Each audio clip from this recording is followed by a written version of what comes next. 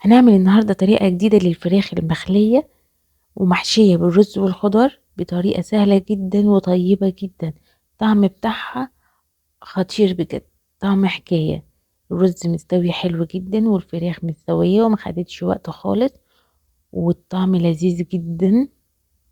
والوصفة دي يفضل فيها الوراك مش الصدور، لان الوراك طعمها طري وجميل جدا ودسم وغني جدا. يلا نعرف اتعملنا الطريقة ازاي.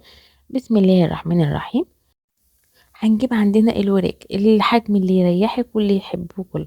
هنشيل اول حاجة العظمة بتاعة السلسلة ونخليها كويس جدا من اللحمة. نحاول ان احنا قد ما نقدر ما نطلعش فيها لحم، ونمشي على العظم بتاع الورك بتاعنا لحد ما نخليه من اللحم، ونحاول على قد ما نقدر ان احنا ما نطلعش في العظم لحمة، يعني زي ما انتوا شايفين كده في الفيديو.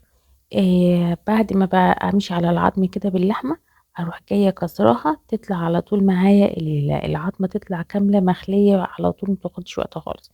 نحاول على قد ما نقدر ان احنا ما نطلعش فيها عظم، وهي سهلة جدا ومتاخدش وقت خالص. اهم حاجة السكينة تكون حامية، وافصل اللحمة عن العظم. لو اول مرة تشوفونا يا ريت تدعمونا بالاشتراك في القناة واللايك والشير عشان توصل لكم كل وصفاتنا وفيديوهاتنا الجديدة.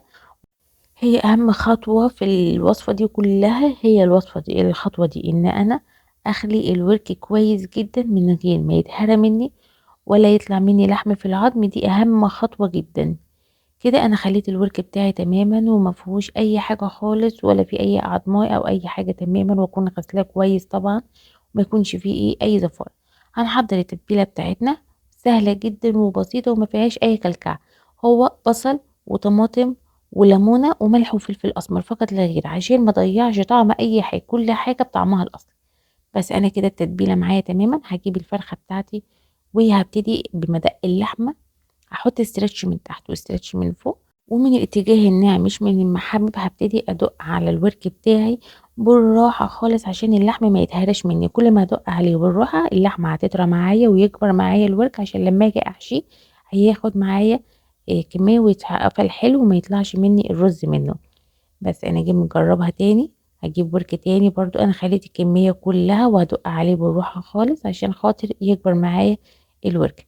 بعد ما اخلص الكمية بتاعتي كلها هاخد التتبيلة بتاعتي وابتدي ادهن بقى الفراخ بتاعتي دي بالتتبيلة. ما تسيبش اي حتة في الفرخة ما تدخلهاش التتبيلة ديت كلها، الكمية بتاعتي كلها. يفضل ان انت تحطيها ساعتين في التلاجة. لو مستعجلة ابتدي على طول.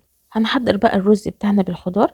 هناخد معانا معلقة كبيرة من التتبيلة ومعلقة سمنة وهنديهم تشويحة، وبعد كده ننزل بالرز بتاعنا بكمية يعني حوالي نص كيلو رز. والخضار بتاعك زي ما تحبي، خضار فاصوليا بقى، بسلة، بطاطس، جزر، زي ما تحبي نوع الخضار اللي تحبي.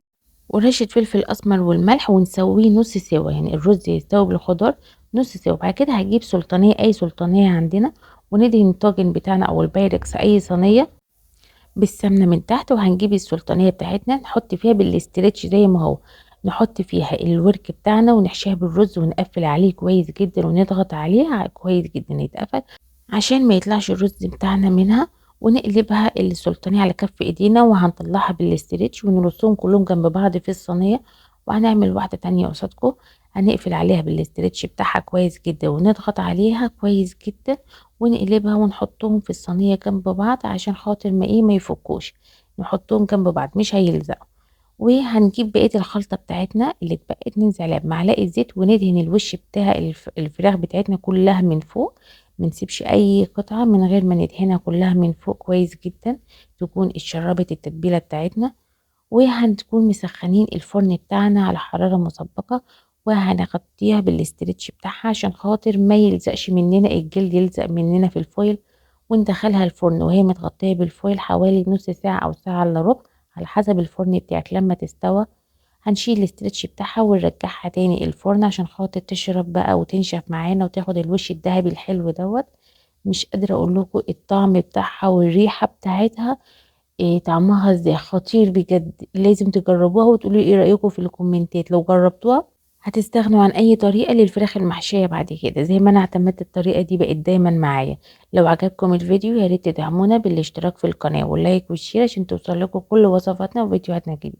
واللي حابب اي وصفة يكتبها لي في الكومنتات وان شاء الله هعملها لكم. وأشوفكم في فيديو جديد ووصفة جديدة من قناة لمة العيلة، والسلام عليكم ورحمة الله وبركاته.